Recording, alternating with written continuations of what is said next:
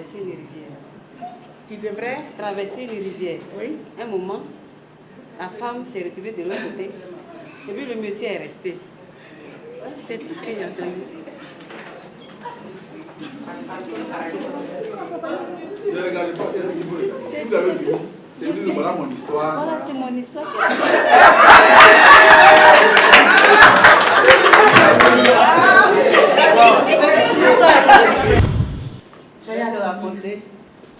Je vais te raconter une histoire qui m'a été racontée également. L'histoire s'intitule « Qui est responsable ?» Il s'agit d'une femme mariée dont le mari a des occupations et qui délaisse sa femme. Et se sentant seule, elle s'est laissée séduire par un amant qui habitait de l'autre côté de la rivière. Elle est allée passer la nuit auprès de ce dernier et il était question qu'elle rentre chez elle le lendemain avant le retour de son mari. Et pour cela, il fallait traverser le pont. Mais il s'est trouvé que sur le pont, il y avait un fou qui menaçait de la tuer. Donc, elle a repoussé chemin et elle est allée voir le passeur. Mais comme elle n'avait pas de l'argent, ce dernier a refusé. Elle est repartie chez son amant pour demander de l'argent pour effectuer sa traversée. Mais celui-ci a refusé sans explication. Donc, il se disait que dans la même zone, il y avait quelqu'un, elle avait un admirateur. Donc, elle est partie voir ce dernier pour que celui-ci lui avance également la somme dont elle avait besoin pour effectuer la traversée. Mais ce dernier aussi a refusé. Et il était même dessus de son comportement pendant la guerre. Donc, elle s'est résolue non, elle est partie d'abord, elle est repartie chez le passeur pour plaider sa cause. Mais ce dernier a également refusé parce qu'elle n'avait pas toujours de l'argent. Donc, elle a pris sur elle la décision de traverser le pont et affronter le flux. Donc, elle a eu la suite.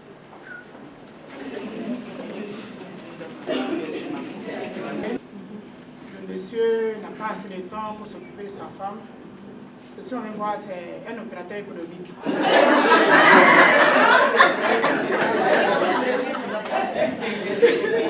Étant toujours parti, bon, la femme s'est trouvée un amant.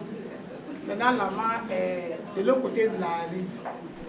Pour traverser, il faut vraiment quelqu'un pour l'aider. Et quand elle est arrivée, il y a un fou à côté.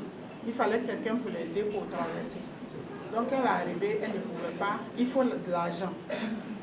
Et quand elle est arrivée, elle est retournée chez l'amant pour qu'il lui donne de l'argent pour traverser. L'amant n'a pas, bon si on veut voir, il n'y a pas les moyens. Donc elle est repartie, elle a cherché encore autre moyen pour aller voir quelqu'un d'admirateur. Celui-ci aussi c'était la même chose. Donc elle est repartie pour affronter vraiment le danger. Quand elle partait maintenant, bon, il y avait toujours le fou. Donc il fallait qu'elle traverse pour aller de l'autre côté. Et en traversant le fou là-dessus. Qui est responsable? Voilà c'est la question. Vous allez appeler une de vos amies, vous allez lui raconter ça. L'histoire qui a été racontée par une de nos collègues tout à l'heure. Il s'agit d'un couple. Il s'agit d'un couple. Le monsieur, elle a dit qu'il est opérateur économique. Donc il n'a pas le temps à lui et puis il n'a pas le temps aussi de s'occuper de sa femme. Donc sa femme devait le rejoindre sur l'autre rive. Donc quand elle est déjà partie. La femme devait le rejoindre sur l'autre rive. Quand la femme est partie, elle n'avait pas les moyens de traverser parce qu'il y avait un fou qui était là. Donc elle n'avait pas les moyens de traverser. Elle est retournée chercher l'argent, il n'a pas eu. Elle allait voir un de ses prétendants. Ça a été pareil. Elle est partie voir. En tout cas, elle a fait de son possible, quoi. Elle a vu ce qu'elle pouvait voir. Elle n'a pas pu. Donc quand elle est arrivée, le fou était là, il fallait forcément traverser puis se retrouver à l'autre. Donc c'est comme ça, le fou l'a tué. Qui est responsable?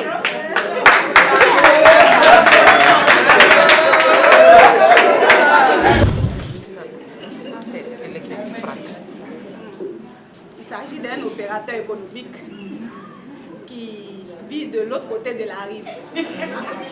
Voilà, sa femme devait le rejoindre.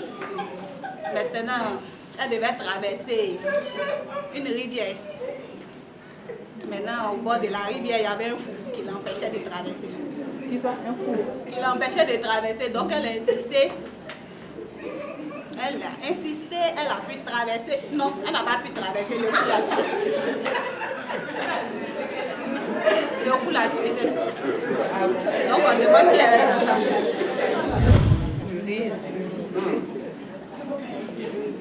J'ai appris une nouvelle là, je ne sais pas pourquoi dire. Quelle nouvelle?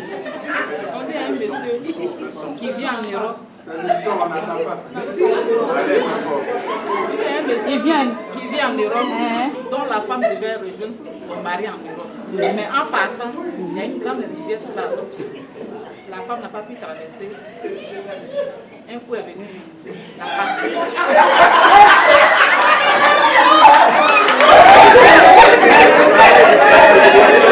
J'ai appris une nouvelle ici. On dit il y a une dame là, elle partait en Europe, elle est son mari. Avant de se déplacer pour aller rejoindre son mari, il y a eu un problème en route. Arrivé là-bas, la femme, elle s'est jetée dans l'accident. Je ne sais pas ce qui s'est passé. Ah, c'est grave, le fou est venu. La bondisse là, le reste n'est plus sérieux.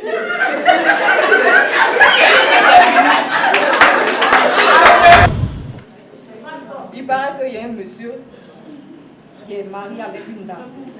Et les deux devaient prendre un vol. Voyager. Mais il se trouve qu'en partant, la dame a eu un problème. Elle s'est jetée à l'eau.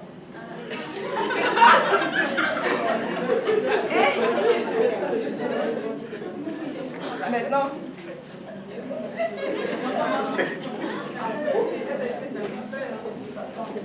il y a un fou qui a quitté le désert. Il s'est jeté sur le monsieur.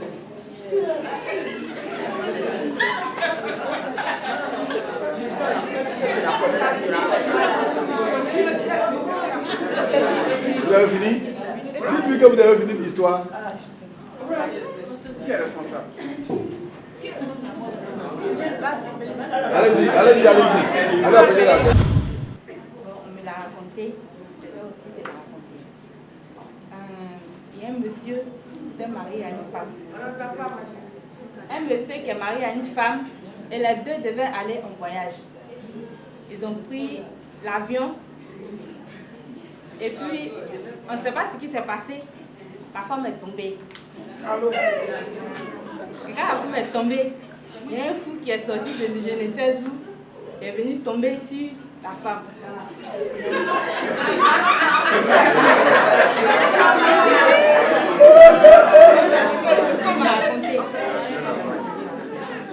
Merci beaucoup.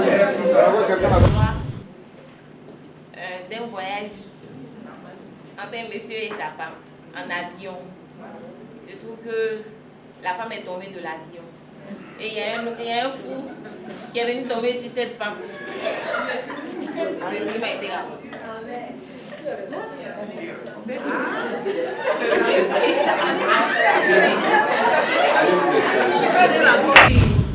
D'un voyage, une femme et son mari ont pris un vol et la femme est tombée de l'avion. Et il y a un fou qui est tombé sur la femme. Voilà l'histoire.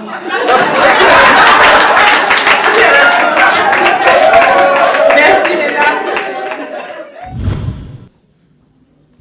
Mesdames, les hautes personnalités de la douane ivoirienne, monsieur le directeur, nous venons de vivre en direct un exercice.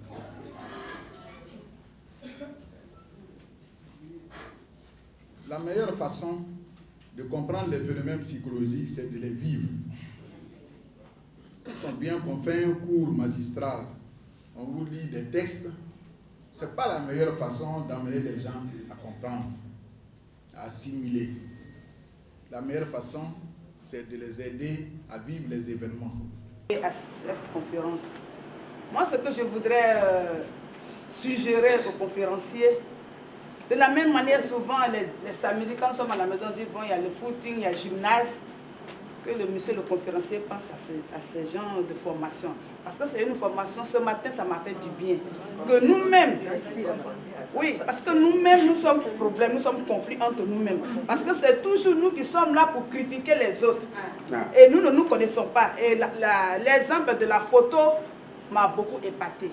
Sincèrement, monsieur le conférencier, peut-être que vous avez une école pour dire les samedis, celui qui veut venir prendre un cours de 2 heures, 3 heures, si c'est payant, on dit 5 000, vous allez voir. Parce qu'aujourd'hui, c'est pourquoi aujourd'hui il y a plusieurs femmes dans les églises. Parce que quand à vous entendre, moi je suis chrétienne, j'ai l'impression que j'ai en face de moi un pasteur. Et c'est pourquoi les pasteurs qui sont instruits excellent dans ce métier. Je comprends ça aujourd'hui. Vraiment, je réitère encore mes remerciements aux dames de AFC, particulièrement à la présidente et aux conférenciers. Je vous remercie. Je dirais que je suis guérie par cette formation. En venant dans cette salle, j'avais 4 niveaux de conflit et je voulais vous les soumettre pour que vous me donniez des outils. Mais là, le cours déjà est suffisant. Je vais être un peu plus précise. J'étais en conflit avec moi-même parce que depuis un certain temps, en tant que sous-directeur de la communication, je ne me sens plus bien à ce poste-là. J'aime plus le travail que je fais et tout le temps, c'est un combat de tous les jours. Je me dis, comme à la fin du mois, j'ai quand même un salaire, il faut que je justifie ce salaire par ma présence et il ne faut pas que je démotive aussi mon personnel. Et tout le temps, c'était un combat. De deux, je suis en conflit avec mon patron, j'ai un nouveau patron. L'ancien qui est parti, il est formidable, il est exceptionnel, très bon patron. Du jour au lendemain, je me retrouve avec un nouveau patron qui vient, monsieur sait tout, monsieur il brime ses collaborateurs. Et vraiment, c'était difficile. Tout de suite, il y a eu le choc. À mon niveau, 2 semaines de maladie à la maison. J'ai voulu que toute la douane sache que je suis brimée. Je suis allée voir la DRH, je suis allée voir l'inspecteur général, je suis allée voir même le colonel Koulibaly ici. J'en ai même parlé à Goupo qui m'a dit, oh Anne-Marie, tu exagères là. Arrête là, tu exagères. Mais je voulais prendre toute la douane à témoin parce que je vivais une grande souffrance. Finalement, l'inspecteur général est arrivé, il nous a donné des conseils. Mon patron m'a appelé à son bureau, il m'a demandé pardon. Bon, j'ai fait la paix avec lui, mais véritablement dans mon cœur, je n'étais pas libérée, puisque il est comme ça, il pense qu'il sait tout. Voilà. Par ailleurs, au niveau de la douane aussi, j'avais un conflit. Tu peux être aujourd'hui sous-directeur de la communication, demain matin tu te lèves, tu n'es pas grand-chose, tu es assis à la maison. Et moi, je supporte ça difficilement, parce que je me dis, mon administration ne valorise pas les agents qui lui permettent de produire les résultats qui permettent de développer ce pays-là. Les douaniers ont droit quand même à mieux, hein, par rapport au traitement qu'ils ont en ce moment. Donc c'est un problème pour moi. Et puis enfin, j'avais un problème aussi à la fonction publique, parce qu'à la fin de l'année, j'ai 2 agents chez moi qui vont à la retraite. Quand la fonction publique m'a transmis leur papier, je lis le papier, on les informe que dans 6 mois, ils doivent partir à la retraite et que dès maintenant, ils doivent déposer leurs attributs, la carte de commission, les galons, et qu'en décembre, ils doivent cesser. C'est-à-dire on les chasse après combien d'années passées. Donc tout ça, c'était difficile et j'étais constamment révoltée. Mais ce matin, après avoir écouté ce cours, je suis libérée, du coup je suis légère. Voilà, je me sens légère, c'est une sensation nouvelle que je ressens à partir de maintenant. Voilà, je suis légère. Pour mon patron, je laisse tout tomber parce que je dois être humble. Voilà, je dois être humble. Il est un homme, il a ses faiblesses, surtout que ce jour-là, il m'a avoué qu'il n'avait pas conscience qu'il me faisait du mal quand il me criait dessus. Je dois être humble. Moi aussi, j'ai des faiblesses comme lui. Et puis, il a beaucoup de qualités, mon patron. Voilà, je dois le... Voilà, il en a. Donc, je dois faire plus attention aux qualités de mon patron. Au niveau de la douane, je ne dois plus me plaindre. Je dois voir plutôt l'avantage que j'ai en étant douanier. C'est quand même la douane, c'est une administration prestigieuse. c'est pas donné à n'importe qui d'être douanier. Donc, aux autres, je dois adopter la souplesse du roseau. Je dois cesser d'être carré, d'être dur, je dois être vraiment souple, je dois être tolérante. Merci, professeur. Permettez-moi de dire un mot. Cette rencontre a été très animée et ce que moi j'ai retenu aujourd'hui et qui va certainement me suivre tout le temps, c'est que nul n'est méchant volontairement.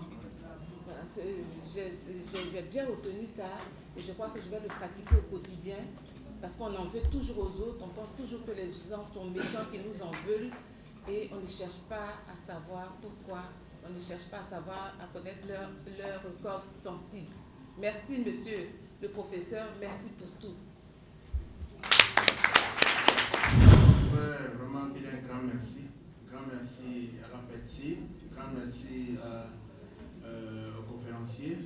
Je crois que ceux qui connaissaient mon programme, j'en ai parlé avec quelques-uns hier, j'ai dit que tous après le discours, j'allais me retirer parce qu'il y a devenu corps à Bourville et je voulais immédiatement partir. Mais dès qu'on a commencé, j'ai su que c'était vraiment une conférence à laquelle je devais vraiment assister.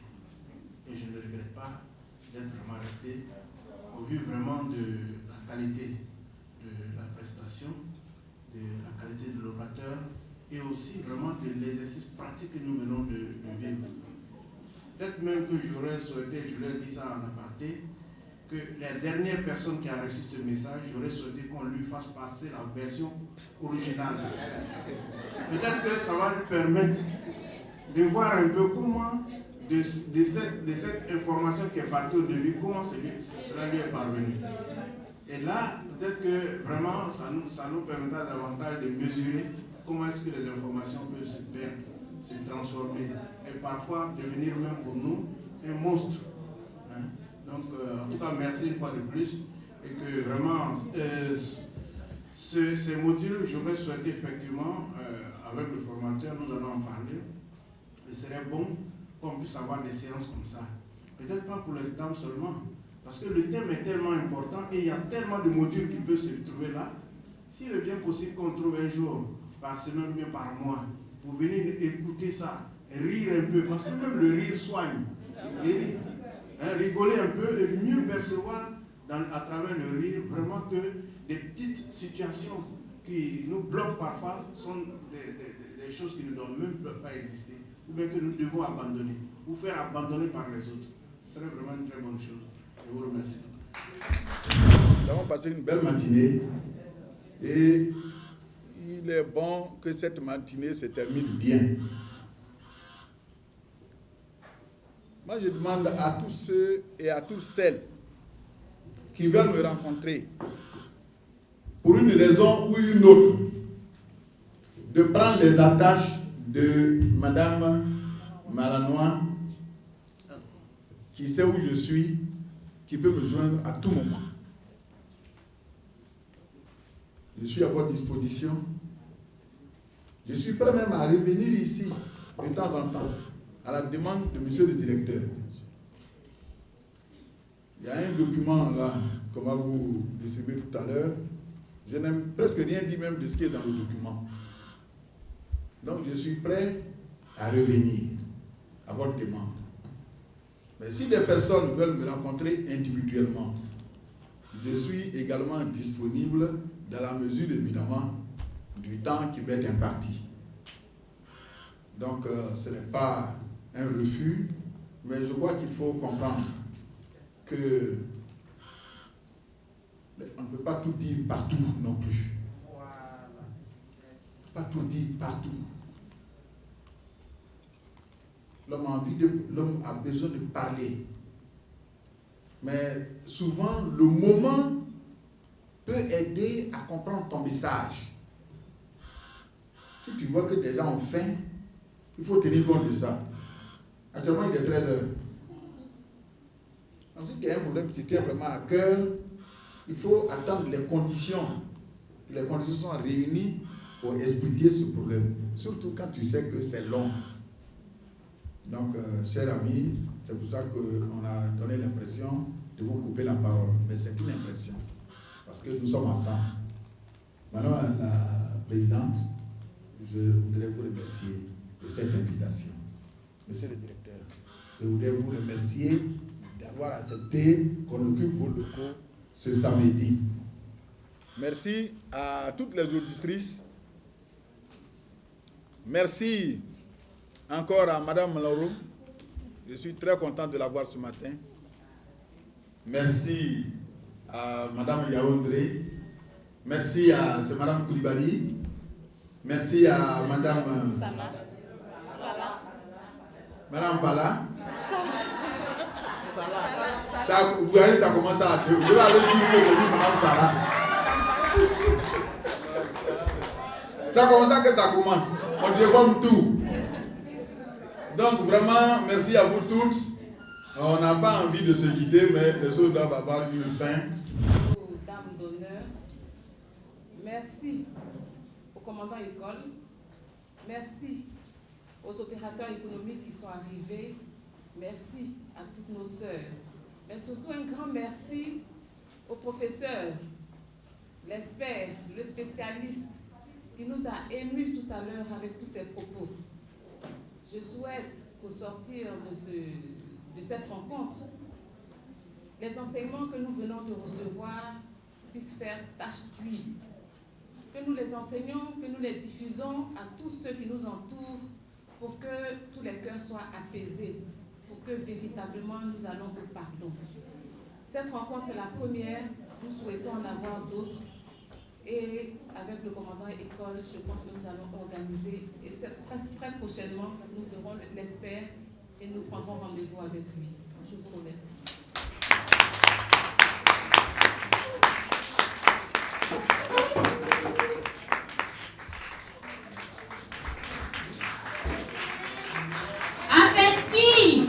Appétit pour une douane toujours performante.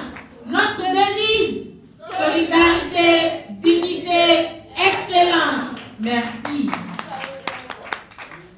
Le commandant école. Pour que le mot soit la Côte d'Ivoire qui grandit. Côte d'Ivoire, oh Côte d'Ivoire, chez nous.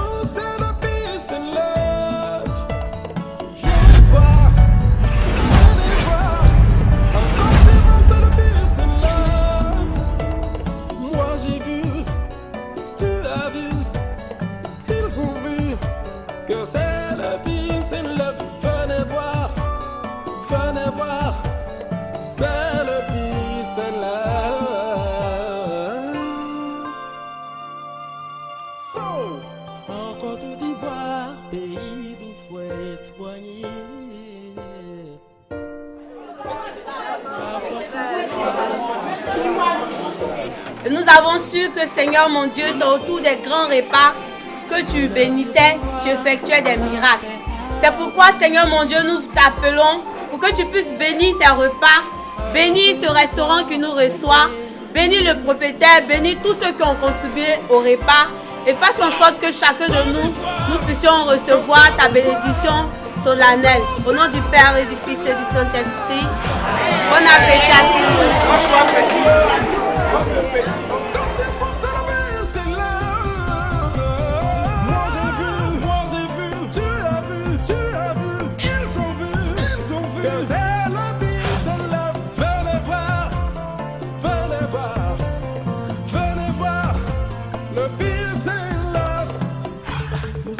De parler désormais le langage du peace and love pour que tous les problèmes du pays enfin se résolvent.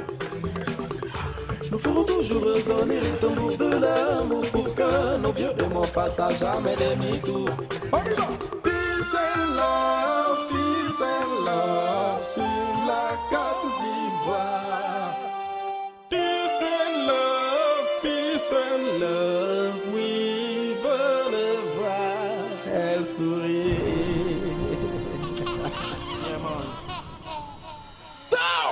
Côte d'Ivoire, en Côte d'Ivoire.